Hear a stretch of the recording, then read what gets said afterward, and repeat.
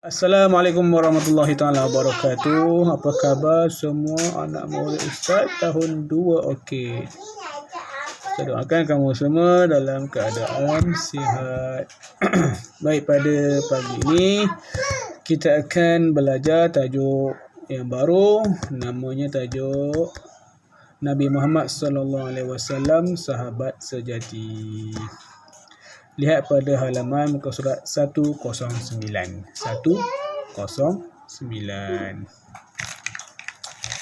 Baik. Yang pertama sekali, apakah maksud sahabat Nabi Muhammad sallallahu alaihi wasallam? Sahabat Nabi Muhammad sallallahu alaihi wasallam bermaksud ialah seseorang yang bertemu dengan Nabi Muhammad sallallahu alaihi wasallam, beriman dengan baginda serta mati di dalam Islam. Itu adalah maksud sahabat Nabi. Manakala kita pula, Ustaz, adik-adik semua dan semua orang Islam yang ada pada hari ini, kita ni digelar sebagai umat Nabi Muhammad. Kita tak digelar sebagai sahabat sebab kita tidak sempat dengan hidup bersama dengan Nabi Muhammad sallallahu alaihi wasallam. Kita hanya sempat mendengar, melihat apa yang ditinggalkan oleh Rasulullah.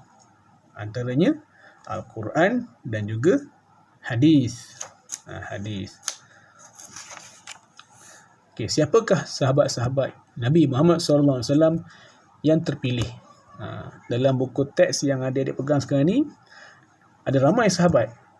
Cuma dia hanya menceritakan di sini 4 orang sahabat untuk dijadikan sebagai panduan kita, dan kita boleh mencontohi 4 orang sahabat ini dalam pengorbanan mereka terhadap Nabi Muhammad sallallahu alaihi wasallam.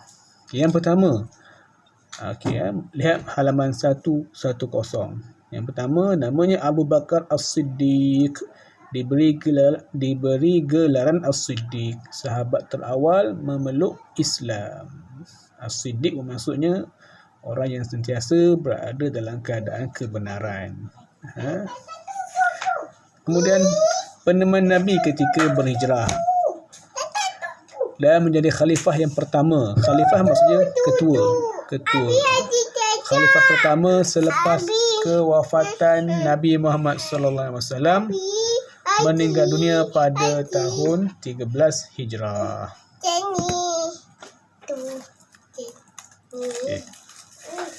Kemudian yang kedua, nama sahabat Nabi yang kedua ialah Bilal bin Rabah. Beliau adalah muazzin Rasulullah sallallahu alaihi wasallam. Maksud muazzin iaitu orang yang melaungkan azan di masjid. Itu namanya muazzin. Hamba terawal memeluk Islam. Banyak cabaran yang ditempuhi oleh Bilal bin Rabah ni. Dia dijemur di padang pasir dan diletakkan batu di atas dadanya. Ini semasa Bilal bin Rabah berjuang ataupun terpaksa berhadapan dengan ujian besar, ujian getir yang menyeksakan dia semata-mata dia memeluk, hanya kerana dia memeluk Islam dan mencintai Rasulullah sallallahu alaihi wasallam. Kemudian beliau juga pernah menyertai perang Badar, meninggal dunia pada tahun 20 Hijrah. Itulah Bilal bin Rabah. Yang pertama Abu Bakar As-Siddiq, yang kedua Bilal bin Rabah. Dan yang ketiga Sumayyah bintu Khayyat, wanita pertama yang mati syahid. Syahid dalam mati yang dalam keadaan syahid. Orang mati syahid ni besar ganjaran dia, besar pahala dia. Ibu kepada Ammar bin Yasir. Beliau dan suaminya Yasir bin Amir dibunuh dengan kejam. Diseksa dan dijemur di padang pasir, meninggal dunia sebelum hijrah. Adik-adik boleh tengok dalam video yang lain kisah Sumayyah bintu Khayyat sangat menyedihkan dan sangat meruntuh jiwa kita, menyentuh jiwa kita, kerana Sumayyah ini sangat mencintai Rasulullah SAW dan sangat menjaga akidahnya sehingga sanggup mengorbankan dirinya semata-mata untuk Islam. Kemudian yang keempat, Sayyidina Ali bin Abi Talib. Beliau adalah sepupu dan menantu Nabi Muhammad SAW. Dia merupakan kanak-kanak yang pertama memeluk Islam dan menjadi khalifah ketua Islam keempat.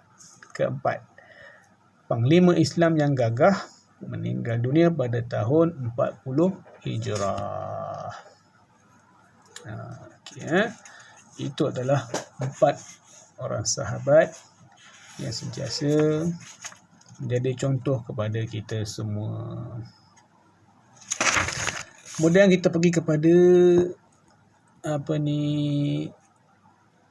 contohilah akhlak Nabi Muhammad SAW dalam bersahabat.